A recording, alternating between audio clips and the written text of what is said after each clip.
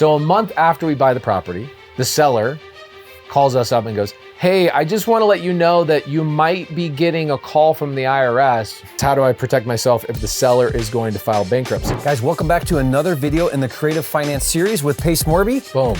We are just cranking out these videos and we're sitting down here together and we've compiled all kinds of questions that have come up in the first, 20 videos in the series.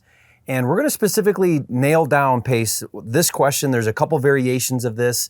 It's around land contracts, which is a form of an executory contract, right? This is video 10, right, Tyler? That this video, you and I went into detail about executory contracts. Some states call them a land contract. Maybe we could do like a really quick overview. Go watch that video where Pace really breaks it down in detail.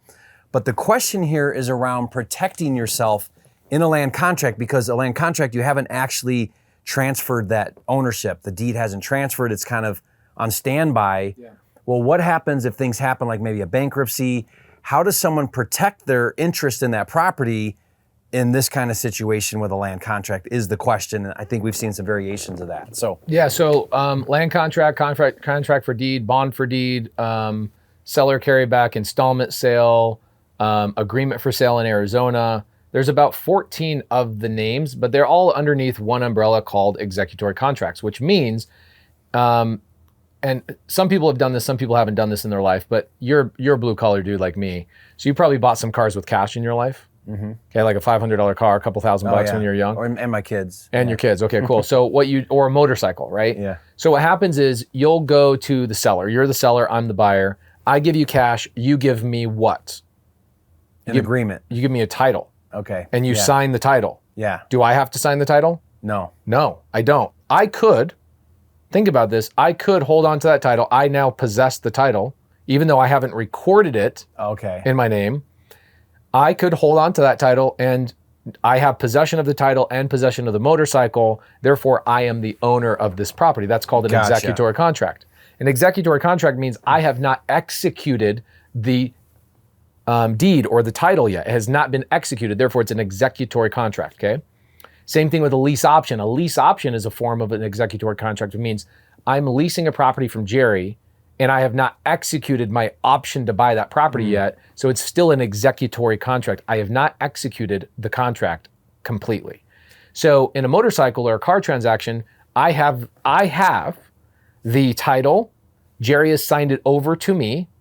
Nowhere am I required to sign anywhere on that. I just go down to the MVD and go, this dude just signed this over to me and I want this transferred into my name. So that's an executory contract, and you can do this with houses, which is amazing. The reason why you use an executory contract is a variety of reasons. Go back and watch video number 10 in our playlist. It's one of my favorite strategies. It's to get around the due on sale clause. 100% you'll never worry about the due on sale clause with an executory contract. It's to also help get around down payment assistance issues and a handful of other things as well. I told a story about April Giuliano, one of my students that used one and made $400,000. She used it so the HOA didn't know she was the buyer of the property because the HOA hated that property. And she's like, how do I avoid the HOA seeing I'm the new owner as I'm renovating the property? I go, easy. You're in Florida, use a land contract. And she's like, oh my gosh, so amazing. Okay. So that's a land contract or executory contract. Now, in a house transaction, let's say I buy the house from Jerry. Jerry signs it over to me. He signs the deed. Okay, so the deed is signed over to me. It has been notarized. It's all documented. I simply choose not to go down to the county recorder's office and record the deed. This is now an executory contract. I do this to avoid due on sale clause. I avoid it to do all the things that we talked about in video number 10. There's a reason why you use executory contracts. However, let's say that Jerry goes and gets in a fist fight with somebody over, like, I'm the one that shot the iguana out of the tree. It's not your iguana, it's my iguana, and there's two, and they're fighting after an iguana, and they get into a fist fight. This guy sues Jerry and finds out that Jerry is the one that's still on the deed of this property that I bought and I hold the deed to. This guy could sue, win a lawsuit, and get a judgment against property that Jerry owns. Okay, or Jerry could get into a divorce. Jerry could get into Bankruptcy. Bankruptcy. Jerry could get into a mechanic's lien on another property of his, or something weird could happen. Or he could have credit card debt or an IRS debt, okay? I'm so glad that today is this is the topic, because I have a great story for this. Something that just happened to me. You always have a good story. It's a good story. So I bought a property from a seller who bought a property they bought a property with down payment assistance. A year later, they decide, we need to sell this property. We don't have equity, so I just bought it subject to, okay? However, I can't buy it subject to and record the deed. That's the difference between a land contract, not recording the deed, and subject to is recording the deed. That's the only difference between the two. We got the deed signed over to us. We then go and put it in a safety deposit box at Chase. I have a safety deposit box with deeds, I don't know, probably this thick of deeds in one safety deposit box. And anytime I do an executory contract, I put it in a safety deposit box. What I then do is I take a copy of the contract, I take a copy of the agreement, and I take a copy of the actual terms of that agreement, and I record a lien against the property in my company's name in the form of how much money I expect to make on this property. So the lien I do, let's say that I go, okay, I bought the property for $300. I'm probably going to sell this property in 20 years for $1 million. So I'm going to go put a lien against the property that the seller has given me permission to lien. I'm going to lien the property for $1 million in my company's name. What does that do for me? Cloud's title. Cloud's title, and protects me for at least $1 million in a secured position on the property. So if somebody, an IRS lien, a mechanic's lien, a divorce situation, some sort of encumbrance or another cloud comes on title, it's in third position. I'm in first position, or I'm sorry, I would basically, my protection would be above the IRS, right? Yeah. So a month after we buy the property, the seller calls us up and goes, hey, I just want to let you know that you might be getting a call from the IRS. My previous business is getting a lien against it, and they're going and attaching it to our properties. They attached a $7 million lien against a property I purchased on an executory contract. This just happened, okay? The great thing is we pre-recorded our future profit in a lien on that property with all the documentation legally, okay? And so no matter what happens with that $7 million, I don't care. Yeah. When I go to sell that property, I will get my profit on it before the IRS ever gets paid. I can go refinance. I can do a whole bunch of things with that lien, even attached to the property. I can go sell it. I can go transfer it to a different company. I can do a bunch of things. My interest is protected on that property because of the way that I set it up. Smart. And that lien is that lien done at the same time as the executory contract, like all part of the closing? It's all part of the closing. Yeah. So then it's all happening all at once. Yep. So my transaction coordinator, Molly, will do all of that paperwork and handle all this. I don't deal with any of that crap, right? But that's the way that we protect ourselves. Yeah. Perfect sense. Love that. What an easy solution. Yeah, very, very simple. Just pre-record what your proposed profits. You could be a lunatic and go, I think I'm going to make $1 billion on this. And guess what? You can legally sign a lien against the property for $1 billion if you so choose so. Yeah, the dollar amount doesn't even really matter so long as it's high enough to get out what you're hoping to get out of it, right? That's because that gets paid off first. So when you go to sell it, you get your portion of the sale first. Any proceeds left over are going to go to whatever other liens need paid.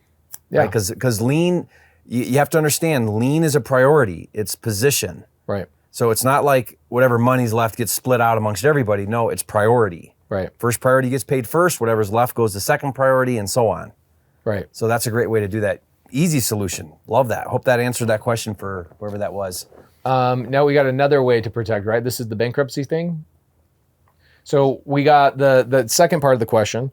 Yeah. Is how do I protect myself if the seller is going to file bankruptcy? So Roy Polanzo, 2533. I always wonder what is going through people's minds when they're creating their YouTube names. You know what it is? I'll tell you what it is. It's their Gmail.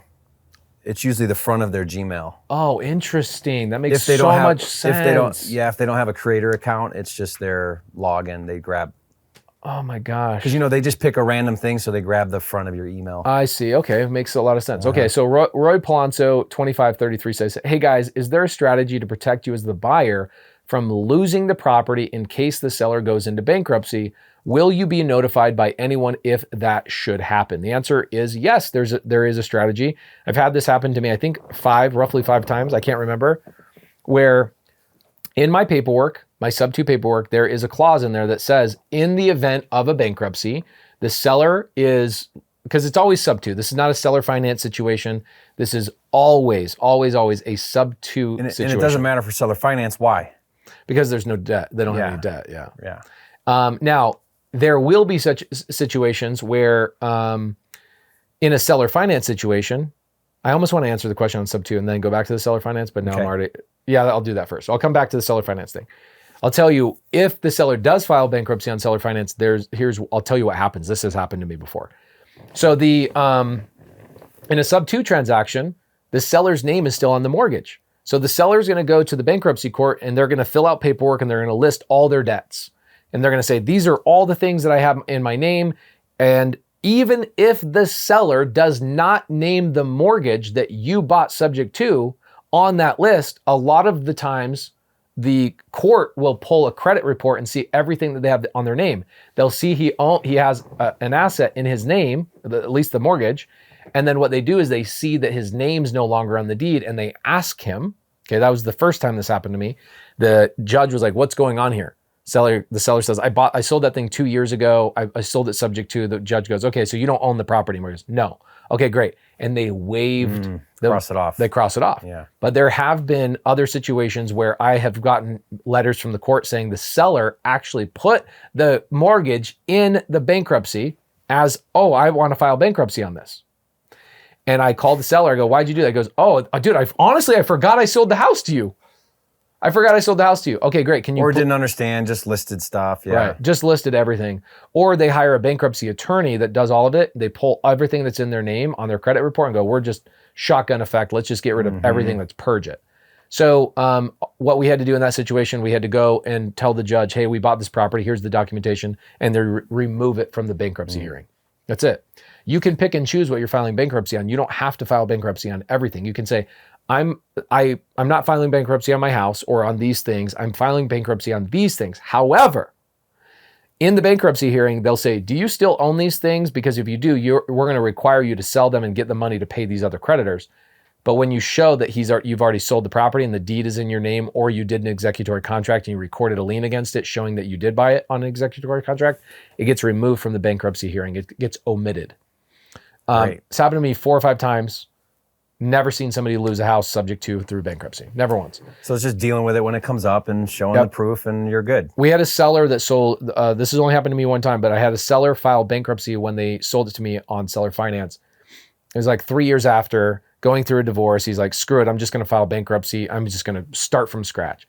Files bankruptcy. So what happens to the seller finance's note? Goes to a receiver of the court. So now I no longer make my monthly payment to the seller. I make the monthly payment to the receiver of the court. The receiver of the court takes that money and pays the creditors monthly payments based on my money coming in. Because that's just income coming in that they're now they're gonna decide how it's distributed. Right. So they took the note. They called me up. We restructured the note to go to as the receivership of the court. And the servicing company was updated on everything, and I make a payment to a receiver instead of a seller. But it didn't affect your note in any way. No. Because this kind of stuff will happen. Yeah, it will happen. Well, yeah. I mean, you're dealing with distressed sellers in a lot of situations, so things like that happen. Yeah, that's an interesting way to put it. It's like once a distressed seller, usually they're going to make the same types of decisions or same things are going to happen over and over in their life. They're kind of like repeat offenders, right? It's kind of sometimes, yeah. Sometimes what you'll see in people that go into foreclosure, you'll see them go into foreclosure, come out, go back into foreclosure, come out. And usually it's like 5 or 6 times, and then they're finally like, what am I doing? I'm just going to let the house go. You'll see that happen all the time. And so people that get into distressed situations typically will find themselves back there. I shouldn't say typically. Oftentimes it will happen. So, but that's how you protect yourself. You get notified because you're the owner of the property. Nobody can take property that you own, and a debt can't be cleared out on a property that you own without the judge or the receiver of the court knowing and notifying you that it's happening. So yes, you'll get notified. Awesome. Great. Well, man, that solved those easy. I thought it was going to be trickier, Pace. There you go. That's all there is to it. Great, guys. Well, I hope you guys like that one. We're going to continue to answer questions, commonly asked questions and concerns that people have around creative finance. We've got the one and only expert, the number one, maybe not the only, but the number one expert. I think I'm number 2. Jerry's got to be number 1, dude. And guys, we've got some great resources if you want some stuff to help you get going with creative finance. Also check out paceandjerry.com. If you go to that link, what'll happen is you can put your email in and you can do a strategy call with Pace's team. They're going to sit down with you and talk to you about if creative finance is something that you really want to make a business out of and do on a big level and really, make a lot of money helping sellers, learning the ins and outs and going out there and doing it. Then you can be part of that community. Again, go to paceandjerry.com and check that out. And watch for the next video. We put all these videos in a playlist series here on the channel so you can go back and reference them. They're all there. And we're gonna probably over time keep adding to this because we keep coming up with things that people want to learn about. Yeah. So we'll do content around that. Thank you, Pace, for your time doing that. And guys, we'll see you on the next video.